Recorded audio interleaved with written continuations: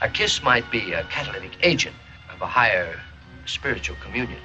I suppose so, but our relationship is on such a high plane that we can discard such primitive methods. Well, only primitive when you consider a kiss as an end in itself. It may be and can be a means of ascending to a higher ethereal plane. Think so? I know so. Feeling any higher? A little. But then a light kiss can only mean a slight ascent. Waiter, hurry up with those drinks.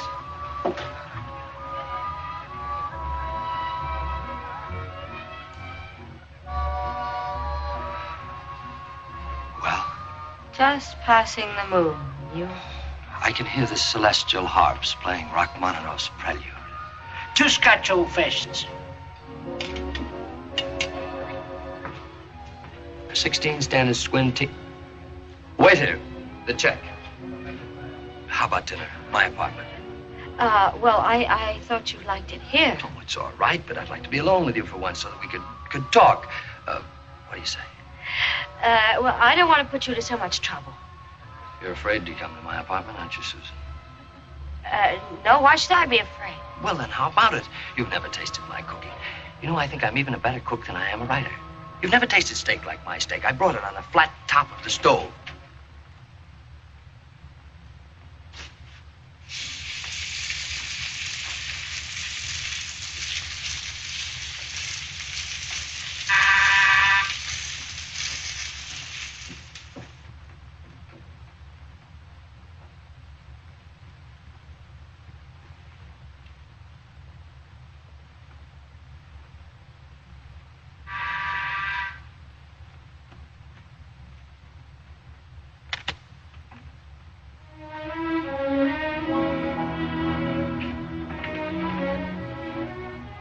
Oh.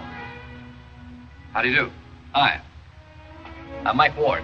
Oh, glad to meet you. Why don't you come in? So you're Mr. Anthony, huh? Yes, sir. Yes. I read that. So you don't believe in marriage, huh? Well, it seems to me, Mr. Ward, that my belief's my own affair. Not when you're hanging around Susan. Susan's a very nice girl, you understand? And she's going to stay that way even if I have to poke someone in the nose. Oh, no, wait a minute, Mr. Ward. Wait just a minute. I think you've got me all wrong. I don't think I have. Oh, excuse me. Excuse me.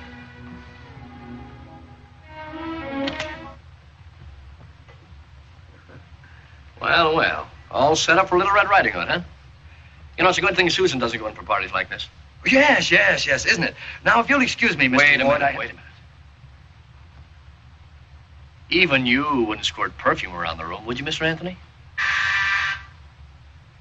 Somebody's at the door. It's nobody.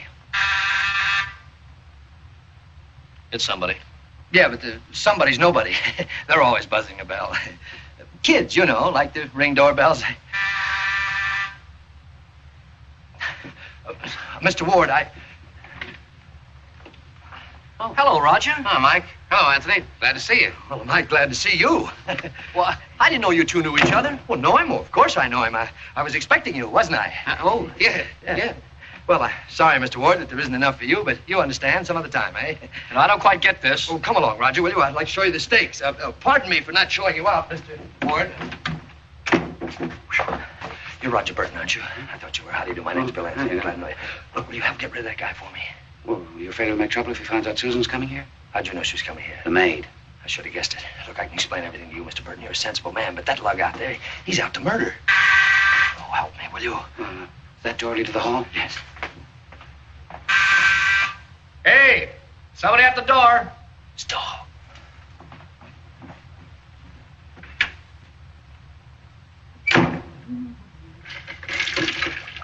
Oh, I beg your pardon. Did you say something? There's somebody at the door. It's nobody. Now, look. Are we going to start that all over again?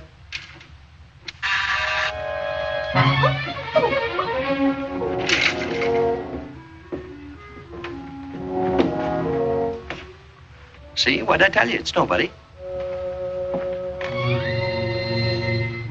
Oh, what do you want to have quiet? Oh, Shh, don't make a sound. Now, stay there.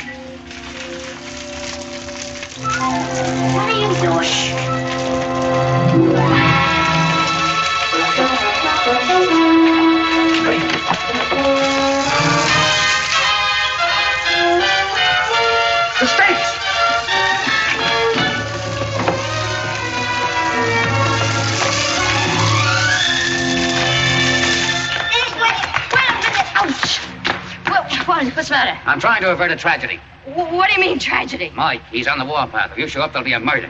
Well, let me go.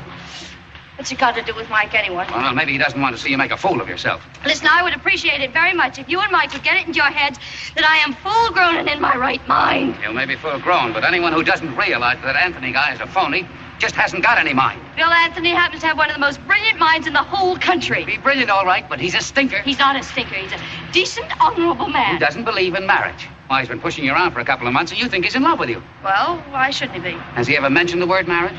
No, we just haven't got to that yet. And you never will, because he's a 100% 20-carat wolf. Why, he wouldn't marry you if you're a combination of Cleopatra and Helen of Troy. Oh, he wouldn't, eh? No, he wouldn't, eh? Ask him. You wouldn't happen to be jealous, would you, Mr. Burton? Not me. But I know that's why you're hanging around him, trying to make me jealous. Is that what you think? Yes, and if you're not careful, your little scheme will backfire. Why, you egotistical, overbearing, arrogant, Contemptible. Oh, Susie, I'm sorry. Police! Police, he hit me! Police! Good night, madam. Police! Police! Police! Excuse me. Hello. Oh, hello. Yes. No. No, sure, I'd like to meet you. Right away? Fine, fine. I'll be there in about 10 minutes. Right. Oh, you'll have to excuse me, old man, but I got a very important message. Very important indeed. Just make yourself right at home.